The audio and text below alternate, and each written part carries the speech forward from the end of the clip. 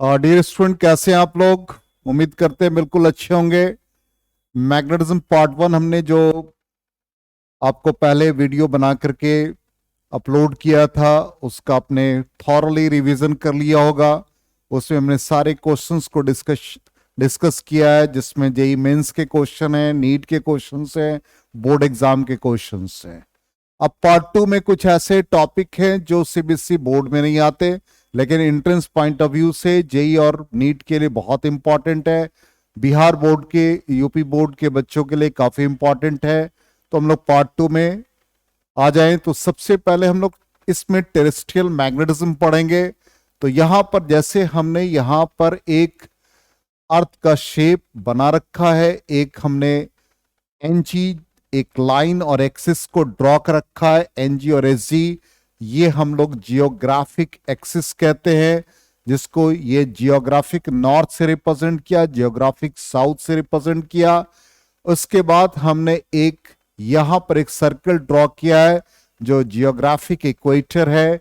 इसी तरह से मैग्नेट, यदि ये अर्थ एक मैग्नेटिक बिहेवियर रिप्रेजेंट करता है, तो यहां पर एक मैग्नेटिक एक्सिस ड्रॉ कर रखा है। फिर एक हमने सर्कल मैग्नेटिक इक्वेटर ड्रॉ कर रखा है। ये जो हमारा जियोग्राफिक एक्सिस है और ये जो मैग्नेटिक एक्सिस है, ये दोनों कोइंसाइड नहीं करते हैं। तो यहां पे सबसे पहला टर्मिनोलॉजी जो हमने यूज किया, जियोग्राफिक एक्सिस एक लाइन है, एक straight line passing through the geographic poles, और यही हमारा एक्सिस ऑफ रोटेशन अर्थ का होता है, जिसको हम लोग पोलर एक्सिस भी कहते हैं।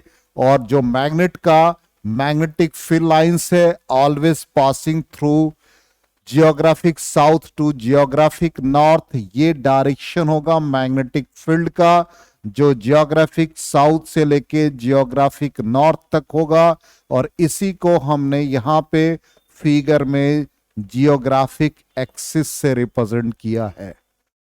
नेक्स्ट टर्म आ जाता है जियोग्राफिक मेरिडियन, जो एक वर्टिकल प्लेन होगा जो इस जियोग्राफिक एक्सिस से पास करता है, उसको हम लोग जियोग्राफिक मेरिडियन कहते हैं।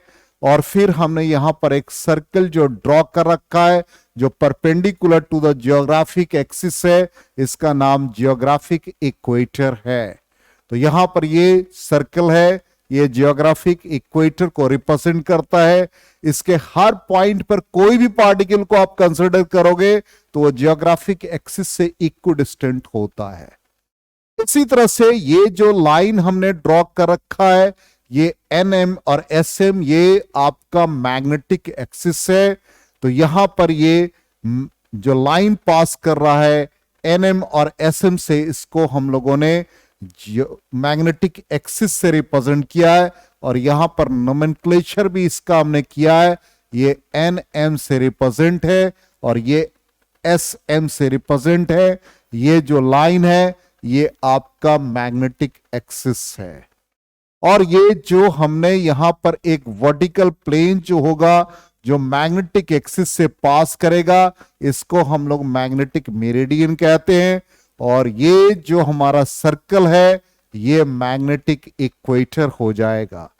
वही यहां पर हमने ये टर्मिनोलॉजी भी लिखा है मैग्नेटिक एक्सिस के लिए। देखिए, it is the straight line passing through the magnetic poles of the earth. और इसको हमने कहा कि ये जियोग्राफिक एक्सिस और मैग्नेटिक एक्सिस कोइंसाइड नहीं करते। हमने यहां पर 11.3 डिग्री, चूंकि एनसीईआरटी बुक में ये दे रखा, लेकिन आप नियरली इसको मान करके चलेंगे कि 17 डिग्री के आसपास होता है। It means geographic axis and magnetic axis do not coincide each other. इन दोनों के बीच का एंगल अप्रोक्सीमेटली रेंज है कि आप 11.3 से लेके 17 डिग्री। यदि आपके ऑब्जेक्टिव क्वेश्चंस रहते तो उसमें जो चॉइसेस होगा वो इसी के बीच का होगा। तो या तो 11.3 डिग्री होगा या 17 डिग्री होगा, ऑप्शन आप उसी के अकॉर्डिंग लिख लेंगे। अब यहां पर नेक्स्ट हमारा जियोग्राफिक मैग्नेटिक मेरिडियन है, एक वर्टिकल प्लेन जो मैग्नेटिक एक्सिस से पास करता है। और हमने आपको यह बताया कि एक सर्कल जो हमने ड्रॉ किया वो मैग्नेटिक इक्वेटर है। अब यहां पर मैग्नेटिक एक्सिस और ज्योग्राफिक एक्सिस, दोनों के बीच का एक बेसिक डिफरेंस है कि magnetic poles place to place vary करता है, ज्योग्राफिक पोल्स फिक्स होता है। इसलिए ट्रू एक्सिस की बात करेंगे तो वो ज्योग्राफिक एक्सिस होता है। अब यहां पर यदि मैग्नेट की तरह ये अर्थ बिहेव कर रहा है तो इसका एक मैग्नेटिक मोमेंट है जिसका वैल्यू आप याद रखेंगे, ये 8 इंटू 10⁻22 जूल पर टेस्ला होता है। और यहां पर ये इंक्लिनेशन हमने आपको 17 डिग्री भी बताया था। और दूसरा जो सबसे इंपॉर्टेंट पार्ट है कि हमने आपको बताया कि ये हमारा अर्थ का मैग्नेटिक फील्ड लाइंस, जिसका स्टार्टिंग पॉइंट जियोग्राफिक साउथ और ये जियोग्राफिक नॉर्थ की तरफ टर्मिनेट होता है, इसका वैल्यू 1 गॉस के बराबर होता है। इसका मतलब मैग्नेटिक फील्ड ऑफ अर्थ जब भी हम लोग रिप्रेजेंट करेंगे वो 1 गॉस के इक्वल होगा, which is numerically equal to 10⁻⁻4 tesla. तो यहां पर 3 वैल्यू आपको बिल्कुल याद रखना है कि मैग्नेटिक एक्सिस, जियोग्राफिक एक्सिस ये इंक्लाइन होते हैं, जिसका ऑर्डर हमने बता दिया 11.3 से लेकर 17 डिग्री तक। दूसरा अर्थ का जो मैग्नेटिक मोमेंट है 8 इंटू 10⁻22 जूल पर टेस्ला। और तीसरा अर्थ का जो मैग्नेटिक फील्ड है उसका वैल्यू 1 गॉस और 10⁻⁻4 टेस्ला। ये 3 क्वांटिटी आप बिल्कुल अपने मेमोरी में रखेंगे ऑब्जेक्टिव पॉइंट ऑफ व्यू से। अब यहां पर एक क्वेश्चन ये भी आ सकता है कि what are the evidences of earth magnetism, earth magnetism का एविडेंस क्या है। तो पहला एविडेंस है कि यदि हम एक मैग्नेटिक बार को या मैग्नेटिक निडल को फ्रीली सस्पेंड कर दे तो वो जियोग्राफिक एक्सिस के अलोंग इंक्लाइन हो जाता है। इसका मतलब ये जियोग्राफिक साउथ और नॉर्थ की तरफ अलाइन हो जाता है। ये इंडिकेट करता है कि अर्थ एक ह्यूज मैग्नेट है। अदरवाइज यदि अर्थ एक ह्यूज मैग्नेट नहीं होता तो जैसे आपने सस्पेंड कर रखा बिल्कुल वैसे ही होता। ये इसका डायरेक्टिव प्रॉपर्टी है जो पहला एविडेंस है। दूसरा एविडेंस, यदि हम न्यूट्रल पॉइंट को मेजर करें, न्यूट्रल पॉइंट ऐसे पॉइंट है जहां पे अर्थ का मैग्नेटिक फील्ड मैग्नेट के मैग्नेटिक फील्ड को न्यूट्रलाइज करता है, या आप कह सकते हैं कि magnetic field due to a magnet is numerically equal to earth magnetic field. As for example, जैसे मान लो एक मैग्नेट है, अब इसके फील्ड लाइंस को हम ड्रॉ करें, यहां पे सपोज ये नॉर्थ और ये साउथ, जब दी फील्ड लाइंस को हम ड्रॉ करेंगे तो ये नॉर्थ से साउथ की तरफ, हमने प्रीवियस क्लास में आपको फील्ड लाइंस बताया था। तो जैसे जैसे हम मैग्नेटिक निडल को ले जाते हैं, यहां के आसपास जाएंगे तो निडल में कोई डिफ्लेक्शन नहीं होता है। इसका मतलब है कि ये यदि मैग्नेट है और मैग्नेट का मैग्नेटिक मोमेंट ये डायरेक्शन है और अर्थ का मैग्नेटिक फील्ड BH है, मैग्नेटिक मोमेंट ये है, तो परपेंडिकुलर टू द मैग्नेट जो हमारा रिजल्टेंट मैग्नेटिक फील्ड है वो इस डायरेक्शन में होगा और अर्थ का मैग्नेटिक फील्ड का डायरेक्शन ये होगा। इसका मतलब मैग्नेट का जो मैग्नेटिक फील्ड है वो अर्थ के मैग्नेटिक फील्ड को न्यूट्रलाइज कर देता है या न्यूमेरिकली इक्वल होता है। तो ये जो न्यूट्रल पॉइंट्स हमने यहां पर मेजर किया, ये इंडिकेट करता है कि अर्थ एक ह्यूज मैग्नेट है। अदरवाइज जो मैग्नेटिक फील्ड होगा, मैग्नेट का जो B है वो किसी न किसी क्वांटिटी के इक्वल होगा, तभी रिजल्टेंट मैग्नेटिक फील्ड 0 होगा। तो इसका मतलब न्यूट्रल पॉइंट ये इंडिकेट कर रहा है कि अर्थ एक ह्यूज मैग्नेट है। अब थर्ड जो कि लेटेस्ट व्यू है, यही हम लोग यूज करते हैं कि जो लाइट इनर्जेटिक कॉस्मिक रेस हैं वो सन से इमर्ज होते हैं और अपर लेयर ऑफ एटमॉस्फेयर में जो गैसेस मॉलिक्यूल्स है उनके साथ उनका कोलिजन होता है और उनको वो आयोनाइज कर देते हैं। इसका मतलब अपर लेयर्स ऑफ एटमॉस्फेयर जो भी है वो आयोनाइज हो जाते हैं। आयोनाइजेशन रेडियो एक्टिविटी फिनोमेना के कारण भी होता है। तो जो आयोनाइज्ड मैटर है due to rotation of earth, वो एक करंट को स्टैब्लिश करता है। और जब भी हम लोग जानते हैं कि एक कॉइल या एक इलेक्ट्रोमैग्नेट करंट का सेटअप करता है तो उसका magnetic moment current into area of the coil, इसलिए यहां पर due to rotation of earth यहां पे करंट डेवलप हो जाता है और करंट के कारण से मैग्नेटिक मोमेंट डेवलप किया। तो ये हमारा एक लेटेस्ट व्यू है। अब यहां पर हम लोग अर्थ के एलिमेंट्स को जाने, तो सबसे पहले हमने कहा कि मैग्नेटिक एक्सिस जियोग्राफिक एक्सिस कॉन्साइड नहीं करते, तो ऑब्वियसली जो वर्टिकल प्लेन होंगे जियोग्राफिक एक्सिस और मैग्नेटिक एक्सिस के, जिसका नाम जियोग्राफिक मेरिडियन और मैग्नेटिक मेरिडियन होगा, वो भी कॉन्साइड नहीं करेंगे, वो भी इंक्लाइन होंगे एक दूसरे के। तो जैसे हमने यहां पर एक फिगर में ड्रॉ किया, ये जैसे मैग्नेटिक मेरिडियन है और मैग्नेटिक मेरिडियन और जियोग्राफिकल मेरिडियन ये दोनों इंक्लाइंड हैं एक पर्टिकुलर एंगल से, और इस एंगल को हमने थीटा से रिप्रेजेंट किया। इसका मतलब यहां जो एंगल थीटा है, it is the angle between geographic meridian and magnetic meridian known as angle of declination। तो यही हमने कहा कि इसको आप डिफाइन कर सकते हैं, it is defined as the angle between geographic meridian and magnetic meridian. इसका value place to place vary करता है। अब इसका वैल्यू जो मैग्नेटिक डिक्लाइनेशन है, इसका वैल्यू एक ऐसे लाइन पर सेम वैल्यू रिप्रेजेंट करे, तो इसको हम लोग यहां पर टर्म यूज करते हैं isogonic lines. These are the lines where same angle of declination, और यदि थीटा का वैल्यू जीरो डिक्लाइनेशन हो जाए या जीरो दे दे, तो इस लाइन को हम लोग एगोनिक लाइंस कहते हैं। These are the lines where zero angle of declination. तो दो टर्म हम लोगों ने सीखा, एक आइसोगोनिक लाइंस और दूसरा अगोनिक लाइंस। और लास्टली हमने यहां पर फिर से जो आपको एक्सप्लेन कर रहे हैं कि जियोग्राफिक मेरिडियन और मैग्नेटिक मेरिडियन के बीच का जो एंगल है वो एंगल ऑफ डिक्लाइनेशन है।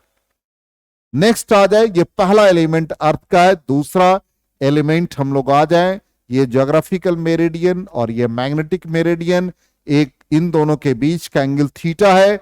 अब एक मैग्नेटिक निडल को आप सस्पेंड करोगे, उसका जो रिजल्टेंट मैग्नेटिक फील्ड होगा वो बी होगा, वो यहां पर रिप्रेजेंट किया बी। अब इसके दो कंपोनेंट ड्रॉ होंगे, एक कंपोनेंट अलोंग हॉरिजॉन्टल BH और एक कंपोनेंट अलोंग वर्टिकल BV। अब यहां पर जो रिजल्टेंट मैग्नेटिक फील्ड है वो BH के साथ जो एंगल बनाएगा उसको हम लोग एंगल ऑफ डिप कहेंगे। इसका मतलब हम लोग एंगल ऑफ डिप कैसे मेजर करते हैं, इसको हम एक एग्जांपल से समझते हैं। जैसे मान लो आपने एक मैग्नेट को फ्रीली सस्पेंड किया, और मैग्नेट को जब फ्रीली सस्पेंड करते हैं तो ये जियोग्राफिक एक्सिस के अलोंग अलाइन हो जाता है। ये रिजल्टेंट मैग्नेटिक फील्ड को रिप्रेजेंट करता है। ये हमारा एक वर्टिकल प्लेन जो इससे पास कर रहा है, it is called magnetic meridian, जो यहां पे हमने ड्रॉ किया है। तो ये रिजल्टेंट मैग्नेटिक फील्ड, ये अर्थ का हॉरिजॉन्टल कंपोनेंट और ये वर्टिकल कंपोनेंट और ये एंगल ऑफ डिप डेल्टा हो गया। तो इसका मतलब angle of dip delta is defined as the angle at which resultant magnetic field makes with the horizontal, और सिंपली कह सकते हैं angle between resultant magnetic field and earth magnetic field. इन दोनों के बीच के एंगल को हम लोग एंगल ऑफ डिप कहते हैं। तो यही हमने यहां पर रिप्रेजेंट किया डेल्टा से। अब यहां पर angle between horizontal component of earth magnetic field और रिजल्टेंट मैग्नेटिक फील्ड, इसी को हम लोगों ने एंगल ऑफ डिप और इंक्लिनेशन भी कहते हैं। इसका वैल्यू 0 डिग्री होगा एट इक्वेटर और 90 डिग्री होगा पोल पे। ठीक, नेक्स्ट है कि यदि हम लाइन को ड्रॉ करें जहां पर एंगल ऑफ डिप का वैल्यू सेम हो जाए, उसको हम लोग कहते हैं aclinic lines. These are the lines where same angle of dip, और जहां पे 0 एंगल ऑफ डिप हो जाए उसको हम लोग एक क्लिनिक लाइंस कहते हैं। आइसो मीन्स सेम, तो आइसोक्लिनिक जहां पे सेम डिप और जहां पे जीरो डिप होगा, एक क्लिनिक लाइंस। और एक क्लिनिक लाइंस कहां पर होते हैं? मैग्नेटिक इक्वेटर पर होते हैं। तो ये हम लोगों ने दो टर्म सीखा, और थर्ड टर्म हमारा क्या है? अर्थ का हॉरिजॉन्टल कंपोनेंट। अर्थ का हॉरिजॉन्टल कंपोनेंट मींस BH। अब जो हम लोगों ने फिगर ड्रॉ किया उसके अकॉर्डिंग हमारा रिजल्टेंट मैग्नेटिक फील्ड क्या होगा? हमने अभी जस्ट आपको बताया ये रिजल्टेंट, ये हम लोगों ने मैग्नेटिक मेरिडियन ड्रॉ किया था। मैग्नेटिक निडल का डिफ्लेक्शन इधर था, it is the resultant magnetic field. ये हमारा हॉरिजॉन्टल मैग्नेटिक फील्ड, ये हमारा वर्टिकल मैग्नेटिक फील्ड, ये एंगल ऑफ डिप डेल्टा। अब यहां पर BH का मतलब हो गया B के कॉस कंपोनेंट, तो B कॉस डेल्टा, और BV का मतलब क्या हो गया? B sine delta. इन दोनों को स्क्वायर करके ऐड कर दो तो BV square plus BH square is equal to क्या बन जाएगा भाई? B स्क्वायर हो जाएगा। तो ये रिजल्टेंट मैग्नेटिक फील्ड जब हम लोगों को फाइंड करना हो तो it is the resultant of this one, BH square plus BV square. इसी तरह से tan डेल्टा हम यदि निकालेंगे तो tan डेल्टा क्या बन जाएगा भाई? BV बाई BH बन जाएगा। तो जब हमें एंगल ऑफ डिप फाइंड करना होगा तो ये फॉर्मूला, और रिजल्टेंट मैग्नेटिक फील्ड फाइंड करना होगा तो ये फॉर्मूला हम लोग यूज करेंगे। नेक्स्ट आ जाए हम लोग नेक्स्ट पार्ट पे। तो ये देख लेते हैं कि हमारे पीपीटी में क्या है। तो BH B कॉस डेल्टा, ये BV हमारा B sine delta, resultant magnetic field हो गया, और ये tan delta BV by BH। अब नेक्स्ट हम लोग आ जाएं कि यदि मैग्नेटिक निडल प्रॉपरली सेट नहीं है तब उस कंडीशन में हम लोग कैसे एंगल ऑफ डिप को मेजर करते हैं। अभी हमने कहा कि जैसे सिंपली ये हमारा हॉरिजॉन्टल है मैग्नेटिक फील्ड, ये हमारा वर्टिकल मैग्नेटिक फील्ड है, ये हमारा इनिशियल या मैग्नेटिक फील्ड रिजल्टेंट है जो ये B को रिप्रेजेंट कर रहा है। अब कहता है कि निडल प्रॉपरली सेट नहीं है, वो कुछ ना कुछ इनिशियली एंगल बना रहा है। तो ये एंगल सपोज अल्फा बना रहा है, तो ये अल्फा बनाया, तो इसका मतलब BH का जो नया कंपोनेंट बन जाएगा वो BH कॉस अल्फा हो जाएगा। तो ये हमारा इनिशियल एंगल ऑफ डिप था। अब नया angle of dip delta dash हो जाएगा। तो tan delta dash is equal to क्या लिखते हैं हम लोगों ने? वर्टिकल कंपोनेंट, तो vertical component BV dash and BV सेम रह जाएगा, तो ये VV डैश हो गए। ये बन जाएंगे हमारे BH dash, BV dash means BV हो गया, और ये हमारा BH cos alpha. BV by BH अभी हम लोगों ने पढ़ा ये ट्रू एंगल ऑफ डिप है, तो ये हमारा बन गया BV by BH, tan delta true angle of dip, और ये कॉस अल्फा, इसको हम लोग कहते हैं apparent angle of dip tan delta dash. तो ट्रू एंगल ऑफ डिप हमें गिवन होगा, अल्फा इनिशियली जो एंगल मैग्नेटिक मेरिडियन के साथ फॉर्म करेगा वो वैल्यू गिवन होगा, तो हम लोग easily apparent angle of dip find कर सकते हैं। अब इसको वेरीफाई कर ले हम लोग अपने रिजल्ट से। तो tan डेल्टा डैश देखिए अभी क्या लिखा, BV upon BH cos alpha, BV by BH क्या बन गया? tan डेल्टा बना, और ये कॉस अल्फा। अब इससे रिलेटेड मान लिया हमारा एक प्रॉब्लम है। पहला प्रॉब्लम कहता है कि vertical component of first magnetic field, तो वर्टिकल कंपोनेंट मींस BV, तो BV दे रखा है is equal to √3 times of BH, ये दे रखा है। अब हमें क्या फाइंड करना है? Find angle of dip. बहुत इजी है, BV upon BH is equal to √3। ये हमारा क्या हो गया भाई? tan डेल्टा हो गया, √3 हो गया। √3 tan का कौन सा? 60 डिग्री, इसलिए angle of dip become 60 degree. यही हमारा आंसर भी है। तो डायरेक्ट क्वेश्चन रहते हैं इससे, आप ऐसे क्वेश्चन की प्रैक्टिस जरूर करेंगे। अब देख लीजिए नेक्स्ट क्वेश्चन, बहुत इंपॉर्टेंट क्वेश्चन है। कहता डेल्टा 1 डेल्टा 2, ये दो वैल्यू है और ये दोनों value apparent angle of dip है, जहां पे कि ये दोनों एट राइट एंगल्स है विद द मेरिडियन और theta is the true angle of dip. तो हमें ये प्रूफ करना है। तो पहला हम लोगों ने जो अपरेंट एंगल ऑफ डिप का फॉर्मूला देखा, tan delta dash is equal to tan delta by cos alpha. इसका मतलब ये हमारा पहला अपरेंट एंगल ऑफ डिप। तो ये हमारे लिए tan डेल्टा बन गया, या इसको हम लोग थीटा से रिप्रेजेंट करें क्योंकि क्वेश्चन में थीटा दे रखा है, तो ये tan थीटा हो जाएगा, ये कॉस अल्फा। अब कॉट के फॉर्म में है तो इससे आप कॉट पहले निकाल लीजिए, तो it is cos alpha by tan theta. ये फर्स्ट इक्वेशन हो गया। सिमिलरली सेकेंड कंडीशन दे रखा, second apparent angle of dip, तो tan डेल्टा 2, तो tan delta 2 is equal to क्या बन जाएगा, ये tan थीटा, और ये कहता है at right angles to each other, it means ये बन जाएगा cos 90 डिग्री माइनस अल्फा। तो ये tan theta divided by sine alpha हो गया।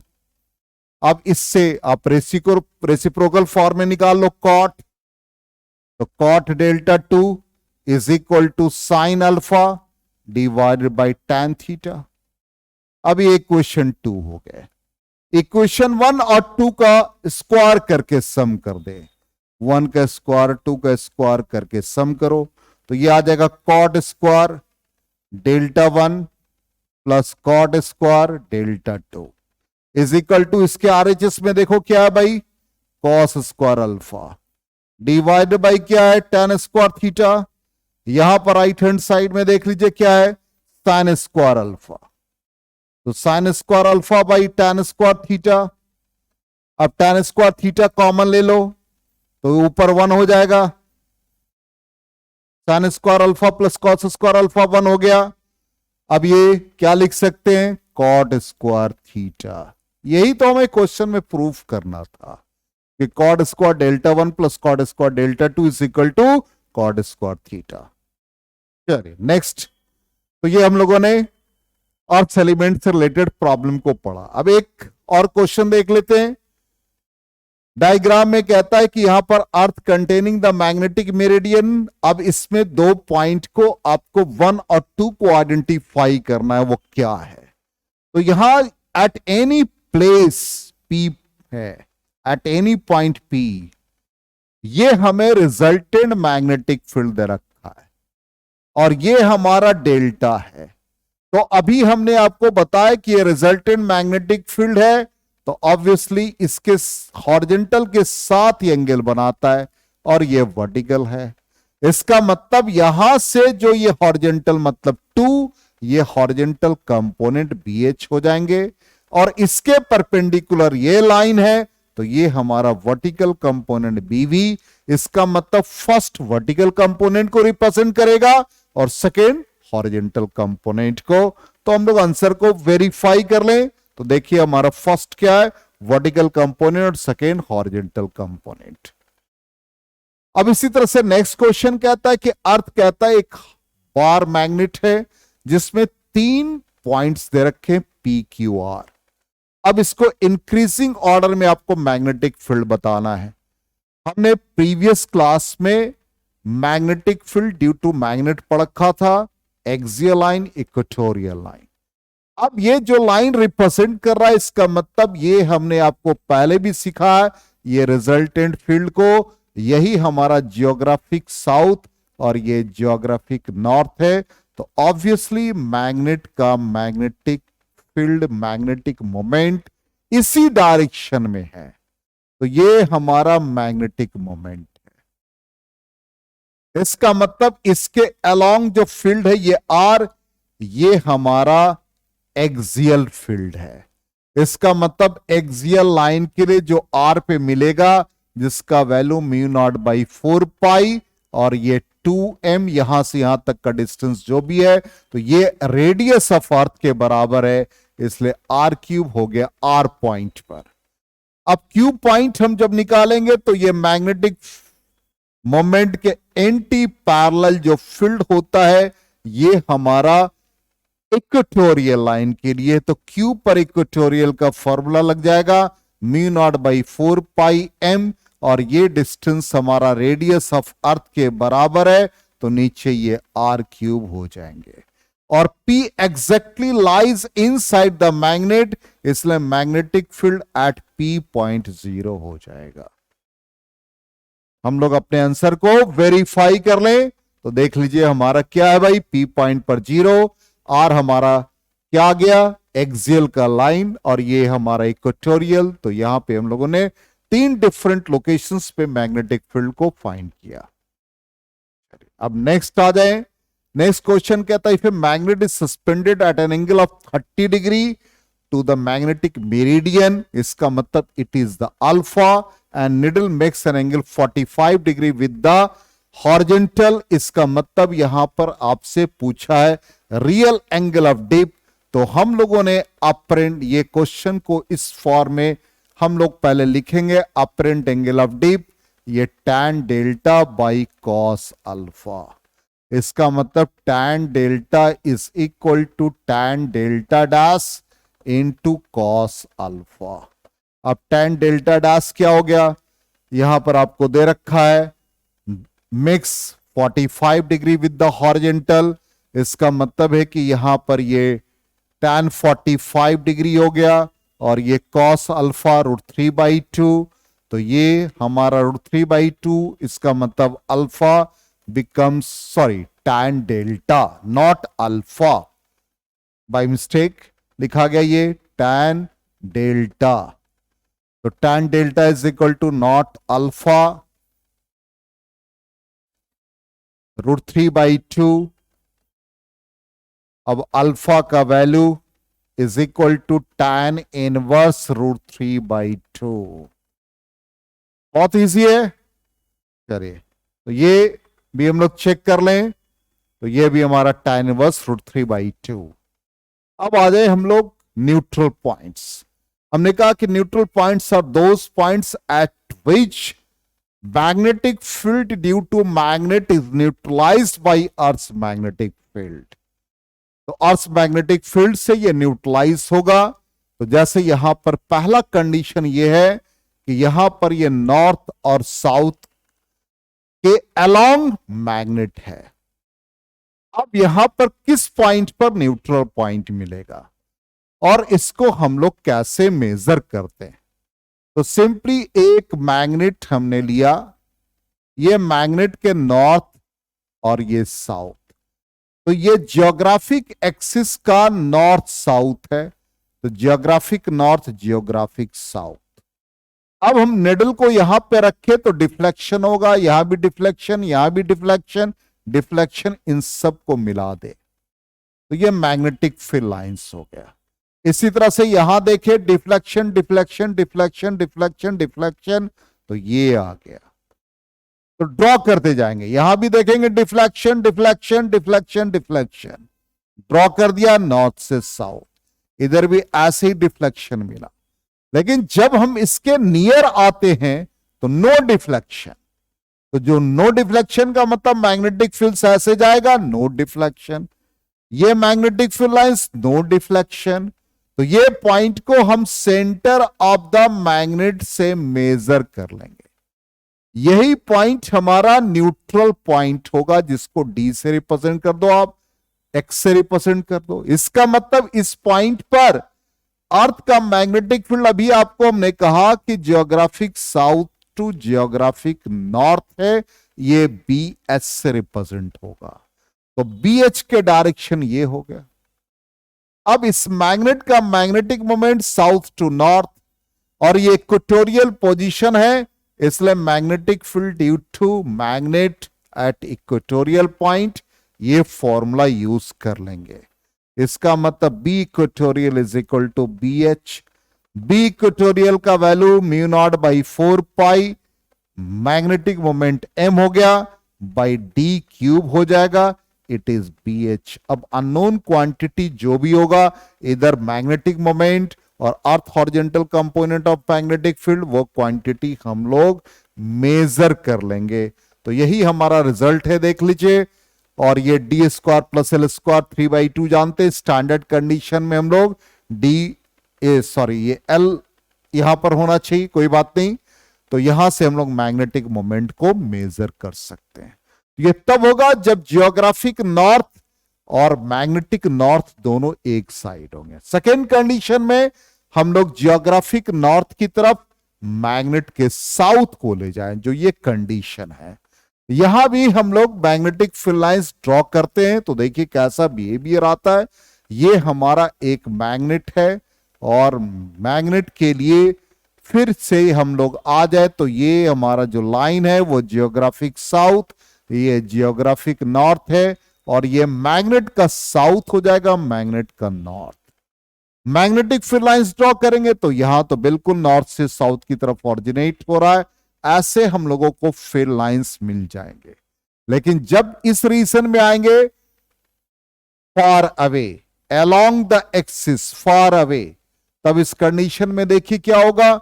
यहां जब जाएंगे तो फील्ड लाइंस ऐसे हो जाएगा, फील्ड लाइंस ऐसे। इसका मतलब यहां एक न्यूट्रलिज्म मिलेगा, तो सेंटर ऑफ द मैग्नेट से इसके डिस्टेंस को डी हम लोग मान लेंगे। अब इसका मतलब ये हमारा south to north magnetic moment है, तो यहां पर magnetic field due to magnet, तो ये मैग्नेटिक मोमेंट के अलोंग होगा, तो ये magnetic moment south to north है। ये हमारा एरो ऐसे होना चाहिए, कोई बात नहीं, एरो ऐसे। तो magnetic field due to magnet हमारा इस पॉइंट पर इसके अलोंग हो जाएगा, जिसको हम लोग बी एक्सियल कहेंगे। और अर्थ का magnetic field due B H से रिप्रेजेंट होगा, जिसका डायरेक्शन ये होगा। तो B axial is equal to B H. अब एक्सियल म्यू नॉट बाई 4 और ये हम लोगों ने पढ़ रखा 2md divided by D square minus L square का whole square which is B H. और D much larger than L हो जाए तो फाइनली ये म्यू नॉट बाई 4 और ये 2m by D cube is equal to B H. इससे आप मैग्नेटिक मोमेंट, न्यूट्रल पॉइंट का पोजीशन, ये दोनों आप मेजर कर सकते हैं। तो न्यूट्रल पॉइंट का मतलब ये हो गया। अब नेक्स्ट पार्ट आ जाए तो ये रिजल्ट हम लोग पहले वेरीफाई कर ले, यही है। अब नेक्स्ट है मैग्नेटिक मटेरियल्स। मैग्नेटिक मटेरियल्स में हम लोग कुछ इंपॉर्टेंट टर्मिनोलॉजी को सीखेंगे। सबसे पहला magnetic flux, number of magnetic field lines passing normally through a surface. जितने भी फील्ड लाइंस किसी सरफेस से नॉर्मली पास करता है उसको हम लोग मैग्नेटिक फ्लक्स कहते हैं, ठीक। तो यहां पर मैग्नेटिक फ्लक्स। नेक्स्ट है मैग्नेटाइजेशन, ऐसा फील्ड जिससे आप किसी भी मटेरियल को मैग्नेटाइज करते हो, वो हमारा मैग्नेटाइजेशन, या कह सकते हैं कि एक ऐसा फील्ड आपने प्रोवाइड किया जिससे उसके मैग्नेटिक मोमेंट, पोल स्ट्रेंथ में चेंजेस आया, उसको हम लोग मैग्नेटाइजेशन कहते हैं। जिससे मैग्नेटिक मोमेंट इंक्रीज करेगा, पोल स्ट्रेंथ इंक्रीज करेगा, ठीक। दूसरा डीमैग्नेटाइजेशन, जो ऐसा फील्ड हम अप्लाई कर दे जिसके कारण से उसके मैग्नेटिक मोमेंट डिक्रीज कर जाए, उसके पोल स्ट्रेंथ डिक्रीज कर जाए, तो उसको हम लोग डीमैग्नेटाइजेशन कहते हैं। किसी मैग्नेट में एक मैकेनिकल जर्क देते, मैग्नेट को आप हीट कर दें, तो उस कंडीशन में डीमैग्नेटाइजेशन हो जाएगा, उसका मैग्नेटिक प्रॉपर्टी लॉस करेगा। नेक्स्ट टर्म है मैग्नेटिक मटेरियल्स में इंटेंसिटी ऑफ मैग्नेटाइजेशन। इंटेंसिटी का मतलब होता है कितना मैग्नेटिक मोमेंट उसमें डेवलप किया। तो magnetic moment per unit volume को इंटेंसिटी ऑफ मैग्नेटाइजेशन कहते हैं। Just a minute.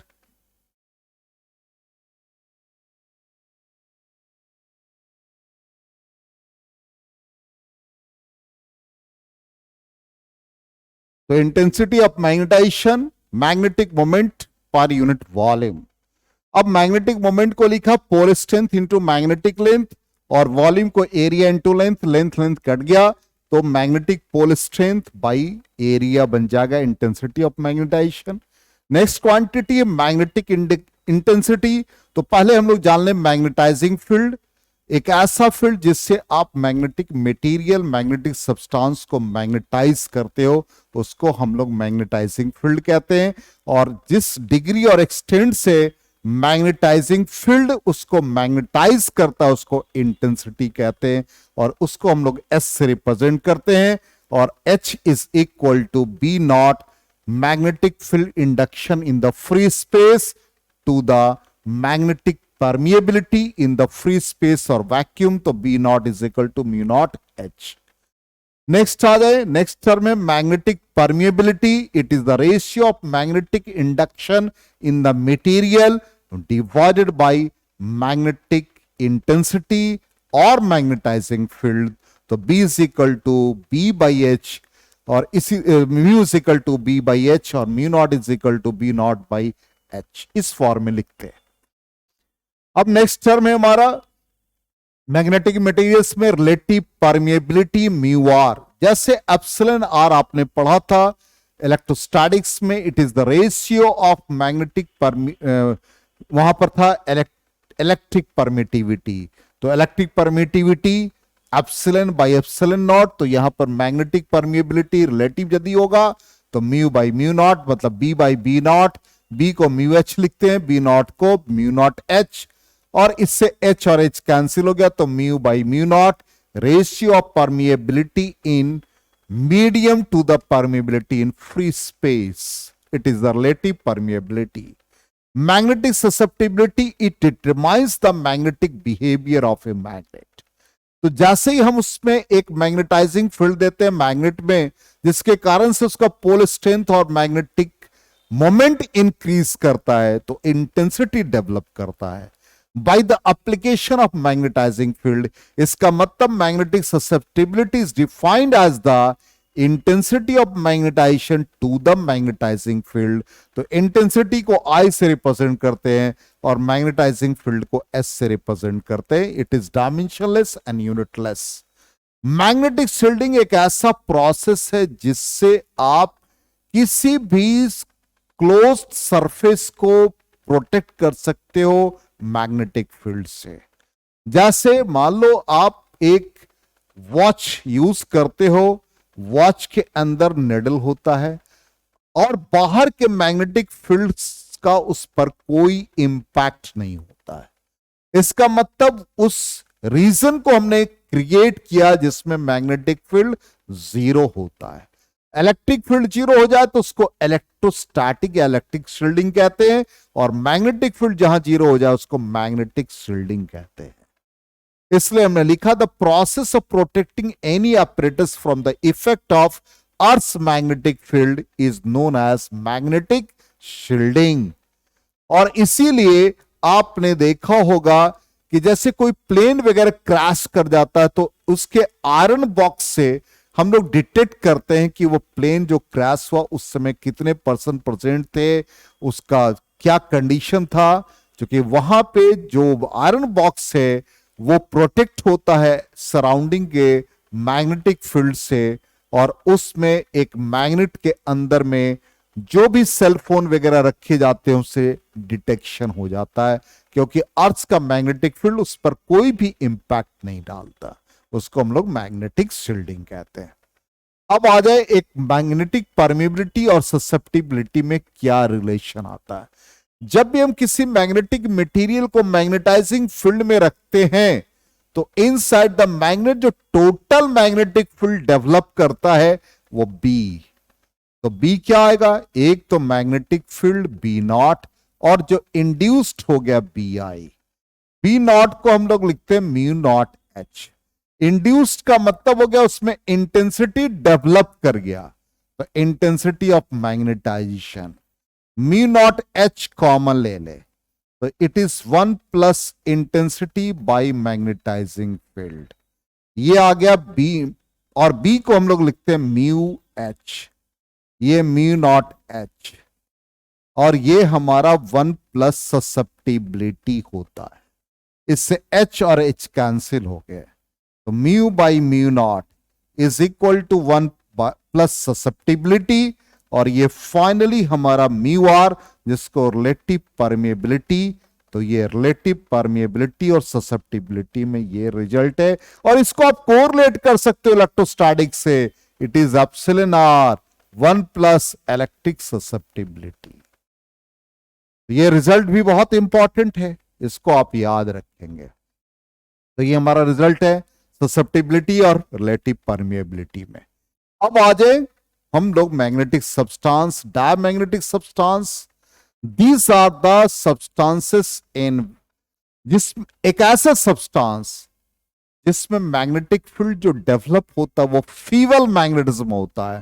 फीवल मतलब बिल्कुल थोड़ा आंशिक रूप से। इसका मतलब these are the substances in which feeble magnetism is produced in a direction opposite to the applied field. Applied field के अपोजिट, इसका मतलब ये अप्लाइड फील्ड को अपोज करेगा। तो जब अपोज करेगा तो इसका ससेप्टिबिलिटी नेगेटिव होगा, इसलिए ये बाय मिस्टेक ऐसे लिखा गया। इनफैक्ट ससेप्टिबिलिटी को हम लोग इस रीजन में लिखते हैं नेगेटिव वैल्यू, तो -1 से 0 के बीच। अब आपको ऐसा क्वेश्चन रेस कर देगा, a magnetic material which has susceptibility -0.34 identify the magnetic materials. तो आप सीधा आंसर लिखेंगे डायमैग्नेटिक सब्सटेंस, जो कि इसका ससेप्टिबिलिटी नेगेटिव होता है। और परमिएबिलिटी 0 और 1 के बीच में, तो यह भी पूछा जा सकता है कि magnetic material has relative permeability 0.4 identify the magnetic substance, तो आप लिख देंगे diamagnetic materials। नेक्स्ट आ जाए paramagnetic materials। These are the materials in which feeble magnetism is produced in the direction of applied field। applied field के along उसमें एक feeble थोड़ा मैग्नेटिज्म डेवलप होता है और उसको हम लोग कहते हैं पैरामैग्नेटिक सब्सटेंस। इसके अपने डाइपोल मोमेंट होते हैं, इसका परमिएबिलिटी पॉजिटिव वैल्यू होगा और लार्जर देन 1 होगा, ससेप्टिबिलिटी पॉजिटिव होगा। अब यहां पर ये क्वेश्चन, लेकिन लो ससेप्टिबिलिटी क्वेश्चन में रेस कर सकता है कि magnetic material has susceptibility positive 0.5 identify the material, answer paramagnetic substance। Paramagnetic substance, इसके ससेप्टिबिलिटी हाई, इसका मतलब ये highly magnetise in the direction of applied field, तो ससेप्टिबिलिटी लार्जर देन 1 और रिलेटिव परमिएबिलिटी भी लार्जर देन 1 होगा। अब इसको हमने यहां पर एक क्यूरी लॉ जो कहता है कि susceptibility of magnetic material inversely proportional to temperature, और उस टेम्परेचर को T से रिप्रेजेंट किया और कांस्टेंट ऑफ प्रोपोर्शनलिटी C, जिसको क्यूरी कांस्टेंट कहते हैं, और T एब्सोल्यूट टेम्परेचर। यदि टेम्परेचर को हम लोग इंक्रीज करते हैं तो ससेप्टिबिलिटी डिक्रीज करता है, और यहां पर susceptibility independent of temperature in case of diamagnetic substance होता है। डायमैग्नेटिक सब्सटेंस के लिए ससेप्टिबिलिटी इंडिपेंडेंट ऑफ टेम्परेचर। अब यहां पर क्यूरी टेम्परेचर एक ऐसा टेम्परेचर जिसमें ferromagnetic material becomes paramagnetic material. As for example, जैसे निकेल का क्यूरी टेम्परेचर दे रखा 358 डिग्री सेल्सियस, आयरन का 770 डिग्री सेल्सियस, कोबाल्ट का 1120 डिग्री सेल्सियस। यदि आपसे कहा गया कि एक मैग्नेटिक मटेरियल जिसका टेम्परेचर हमने, या आयरन का टेम्परेचर हमने 1000 डिग्री सेल्सियस कर दिया, तो क्या होगा? आयरन, आयरन फेरोमैग्नेटिक सब्सटेंस है, तो आंसर आप लिखेंगे इट बिकम्स पैरामैग्नेटिक सब्सटेंस, क्योंकि टेम्परेचर, क्यूरी टेम्परेचर उसका 770 है, आपने 1000 कर दिया, इसका मतलब क्यूरी टेम्परेचर से अबव ले गए तो उसका मैग्नेटिक मटेरियल का प्रॉपर्टी लॉस करेगा, तो ferromagnetic substance becomes paramagnetic substance. Clear? अब आ जाए ससेप्टिबिलिटी वर्सेस टेम्परेचर। अभी हमने आपको बताया कि ससेप्टिबिलिटी इंडिपेंडेंट ऑफ टेम्परेचर होगा तो डायमैग्नेटिक सब्सटेंस होगा। नेक्स्ट यदि ग्राफ देखें तो susceptibility inversely proportional to temperature in case of paramagnetic, और एक पर्टिकुलर के बाद ये फेरोमैग्नेटिक मटेरियल हो जाएंगे। तो ये ग्राफिकल रिप्रेजेंटेशन है। अब आ जाए कंपेयर करते हैं, कंपैरिजन से क्वेश्चन भी रहता है। जैसे डाया पैरा फेरो, तो पहला ऑलरेडी हमने कहा कि इसमें फीबल मैग्नेटिज्म होता है इसमें, और ये फीबल मैग्नेटिज्म होगा in the opposite direction, feeble magnetism in the direction of field, और ये होगा स्ट्रांगली मैग्नेटाइज। तो जैसे आप यहां पर एक मटेरियल है, इससे सारे फील्ड लाइंस बाहर से पास करेंगे, इट मींस डायमैग्नेटिक। जो फील्ड लाइंस पास करेगा इसके अंदर से वो पैरा, और सारे फील्ड लाइंस क्राउडेड हो जाए, नजदीक हो जाए, तो वो फेरोमैग्नेटिक मटेरियल। तो हो सकता है कि आपको ऐसे फील्ड लाइंस दे दे और कहे कि आइडेंटिफाई द मैग्नेटिक मटेरियल, तो डायमैग्नेटिक। कुछ फील्ड लाइंस बाहर कुछ अंदर होंगे तो पैरा, और स्ट्रांगली यदि क्राउडेड हो जाए तो वो फेरोमैग्नेटिक मटेरियल। नेक्स्ट आ जाए कि आप सस्पेंड कर देते हैं डायमैग्नेटिक मटेरियल को, तो वो परपेंडिकुलर टू द फील्ड। जैसे देखो यहां पर एक बार है, बार मैग्नेट है, इसको हमने फील्ड अप्लाई किया, जैसे फील्ड अप्लाई किया तो ये देखिए परपेंडिकुलर हो गया। अब पैरामैग्नेटिक में जैसे ही फील्ड आप अप्लाई करेंगे इन द डायरेक्शन ऑफ फील्ड हो जाएगा। फेरो में स्ट्रांगली होगा, तो जैसे ही फील्ड आप दोगे ये strongly in the direction of field quickly हो गया। तो इस तरह से हमने आपको रिप्रेजेंट करके बताया। अब आ जाए इसका जो डाइपोल मोमेंट डेवलप होगा डायमैग्नेटिक, हमने क्या कहा, अपोजिट है तो नेगेटिव वैल्यू, इसका पॉजिटिव होगा, इसका लार्ज पॉजिटिव होगा। इसी तरह से इंटेंसिटी इसका नेगेटिव होगा, इसका पॉजिटिव, इसका लार्ज वैल्यू होगा। परमेबिलिटी इसका कम होगा, लेस देन यूनिटी, और नेगेटिव वैल्यू होता है इसका पॉजिटिव, और इसका ज्यादा पॉजिटिव। ससेप्टिबिलिटी के केस में कहेंगे तो भाई इंडिपेंडेंट ऑफ टेम्परेचर नेगेटिव होगा डायमैग्नेटिक, पैरामैग्नेटिक के लिए पॉजिटिव होगा, और फेरोमैग्नेटिक के लिए ज्यादा पॉजिटिव। अब आ जाए हिस्टेरेसिस लूप। हिस्टेरेसिस लूप एक मैग्नेटाइजिंग फील्ड और इंटेंसिटी के बीच एक ग्राफ है, ओनली फॉर फेरोमैग्नेटिक मटेरियल। तो यहां पे जैसे आप फील्ड अप्लाई करते हो फेरोमैग्नेटिक का इंटेंसिटी बढ़ता है। तो ये ग्राफ ओ ए को रिप्रेजेंट किया सपोज।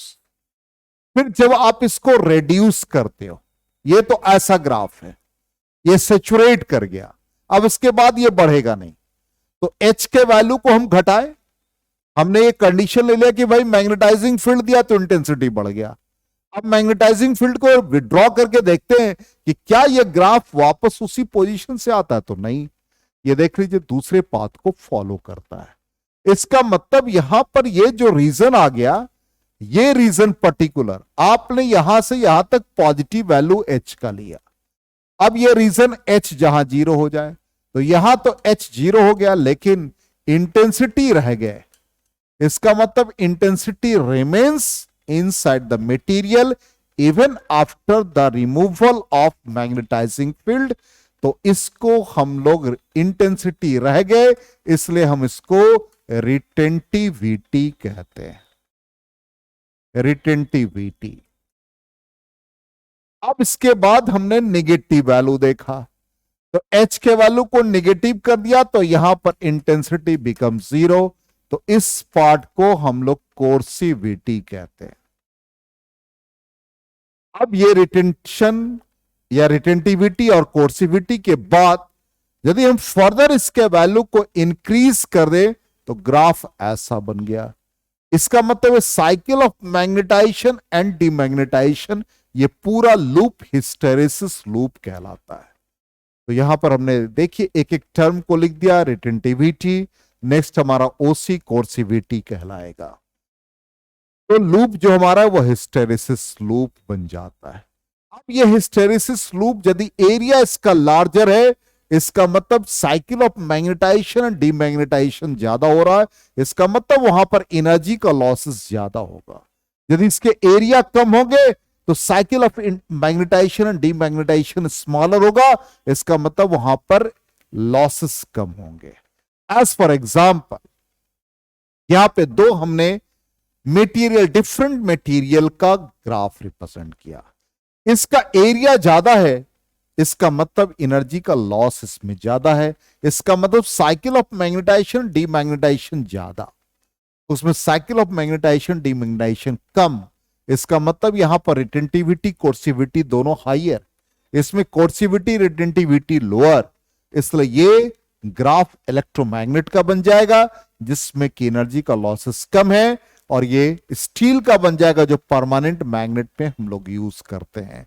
तो ये सॉफ्ट आयरन इलेक्ट्रोमैग्नेट और ये ग्राफ हमारा स्टील का है।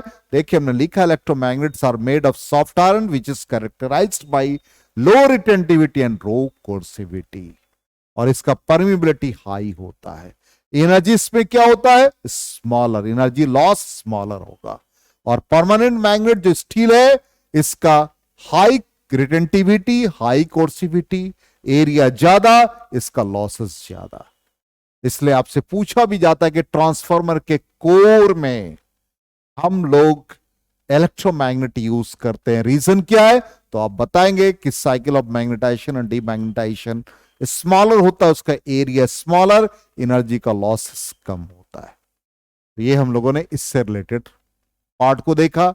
एज फॉर एग्जाम्पल एक दो क्वेश्चन है, बहुत इजी क्वेश्चन है कि डाइपोल मोमेंट दे रखा है और कहता है कि individual value of dipole moment बताया जिसमें कि total number of atoms they रखा है। तो ऑब्वियसली नेट डाइपोल मोमेंट आपका यहां पर क्या है, नेट डाइपोल मोमेंट है 8 × 10⁻³ और हम इंडिविजुअल को m मान ले और यहां पर कितने नंबर ऑफ एटम्स है, तो 8.65 × 10⁻10। इसको सॉल्व करके आप m का वैल्यू निकाल लेंगे तो इंडिविजुअल डाइपोल मोमेंट निकल जाएगा जिसका वैल्यू ये आ जाता है। तो ये हमने सॉल्व भी किया। नेक्स्ट क्वेश्चन हमारा क्या कहता है वो देखते हैं। नेक्स्ट क्वेश्चन कहता है एक पैरामैग्नेटिक सब्सटेंस है in the form of cube, side दे रखे 1 सेंटीमीटर क्यूब के फॉर्म में, और डाइपोल मोमेंट दे रखा है, मैग्नेटिक इंटेंसिटी दे रखा है, फाइंड द ससेप्टिबिलिटी। तो ससेप्टिबिलिटी और intensity of magnetisation magnetising field इनके बीच रिजल्ट अभी जस्ट पढ़ा कि susceptibility is equal to I/H।